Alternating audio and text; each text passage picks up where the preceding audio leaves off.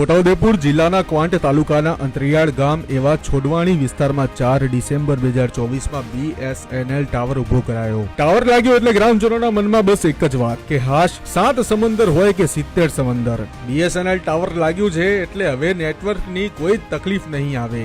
એક દિવસ વીત્યો, નેટવર્કની રાહ જોઈ. 2 દિવસ વીત્યા, મહિનો વીત્યો, મે મહિનો આવી ગયો, પરંતુ નેટવર્ક હજુ આવ્યું નથી. પછી એક દિવસ ડુંગર પર ચડીને ટ્રાય કર્યું તો નેટવર્ક આવ્યું. બસ પછી શું, ઇમરજન્સી આવે અને 108 એમ્બ્યુલન્સને બોલાવી પડે તો આજે પણ ગ્રામજનો ટેકરા પર જાય છે, જેથી ફોન લગાવતી વખતે નેટવર્ક આવે. તકલીફ એવી છે કે ગ્રામ પંચાયતમાં પણ જનસેવાના કામો થતા નથી. હવે BSNL ના બાબુઓ સબ કુછ સલામત હેનું રટણ ભૂલે અને અહીં નેટવર્ક આવે તેવું કામ કરે તો સારું. નહીં તો આર્ટિફિશિયલ ઇન્ટેલિજન્સના જમાનામાં પણ અહીંના ગ્રામજનો વિચારતા હશે કે હવે આ ટેકરાને કઈ ના થાય તો સારું. જો આ ટેકરાને નુકસાન થયું તો આ છેલ્લી એક આશા પર પણ પાણી ફરી વળશે.